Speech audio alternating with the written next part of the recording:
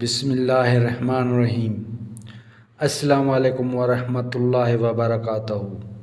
یہ تحریر بار بار کرنے کو دل کرتا ہے۔ کچھ ٹائم پہلے کی بات ہے کہ ایک لڑکی نے بتایا کہ سر پچھلے 5 سالوں میں یہ میری پہلی عید تھی جسے میں نے دل سے منایا، ورنہ ہر سال عید کا دن میرے لیے کسی عذاب سے کم نہیں ہوتا تھا۔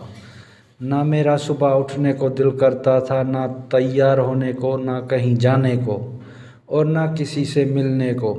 4 سالوں میں یوم عید کو یوم غم کے طور پہ مناتی رہی ہوں، مگر اس عید پر میں صبح خود بخود اٹھی، اپنی مرضی سے کچن میں گئی اور کافی کچھ بنایا اور پھر تیار ہوئی اور سب سے ملی۔ یہ سب خود بخود ہوا، میں نے ایسا کرنے کے لیے خود کو مجبور نہیں کیا۔ جب میرے کزنز اکٹھا ہو کر ہمارے گھر آئے تو میں سب سے زیادہ خوش لگ رہی تھی، یہاں تک کہ میرے ایک کزن نے تعریف کرتے ہوئے کہا کہ ایسا لگتا ہے کہ تمہاری زندگی میں بہار آ گئی ہے۔ سر، آپ کو پتہ ہے کہ لڑکیاں ایک دوسرے کی تعریف نہیں کرتی، خاص کر کزن۔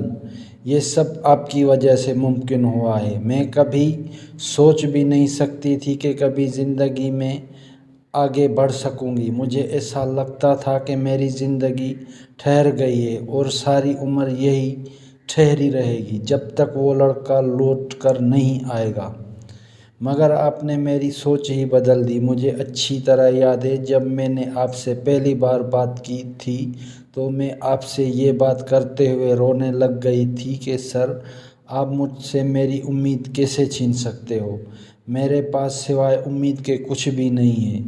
آپ نے کہا تھا کہ مجھے کئی سال ہو گئے تعلقات پر کام کرتے ہوئے۔ میرے خیال میں جہاں دنیا کی سب سے خوبصورت چیز امید ہے، وہی سب سے خطرناک چیز جھوٹی امید ہے۔ جھوٹی امید سے نہ بندھے رہیں۔ آپ نے مجھے بتایا کہ امید کے غلط مطلب سے باہر نکلیں۔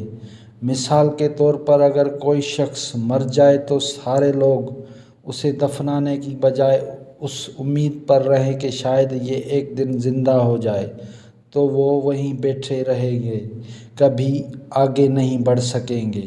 زندگی میں یہ سمجھنا بھی ضروری ہے کہ تعلق مر گیا ہے یا زندہ ہے۔ مرے ہوئے تعلق کے ساتھ جھوٹی امید باندھ کر بیٹھے رہنے کو امید نہیں کہتے۔ امید یہ ہے کہ انسان اپنی زندگی میں تازگی کو آنے دے۔ اس دن میں بہت روئی تھی، اتنا کہ میرا تکیہ آنسوؤں سے بھر گیا۔ سر کتنی ظالم ہے، انہوں نے مجھ سے میری امید چھین لی۔ پھر کچھ ماہ بعد میرے اندر نئی امیدیں جاگنے لگیں تو مجھے اندازہ ہوا کہ ظالم سر نہیں، میں خود ہوں۔